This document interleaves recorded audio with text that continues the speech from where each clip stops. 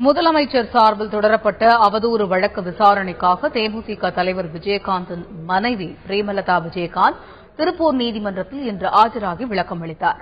கடந்த ஏப்ரல் 1ஆம் தேதி திருப்பூர் யூனியன் மில் சாலையில் பகுதியில் நடந்த பிரச்சாரக் கூட்டத்தில் தமிழக முதலமைச்சரை அவதூறாக பேசியதாக பிரேமலதா விஜயகாந்த் மீது அப்பொழுதைய வனத்துறை அமைச்சர் MS ஆனந்த் திருப்பூர் நீதிமன்றத்தில் வழக்கு தொடர்ந்தார். இந்த வழக்கு நடுவர் நீதிமன்ற நீதிபதி செல்லதுரை முன்பு இன்று விசாரணைக்கு வந்தது. அப்போது பிரேமலதா நேரில் ஆஜராகி விளக்கம் அளித்தார்.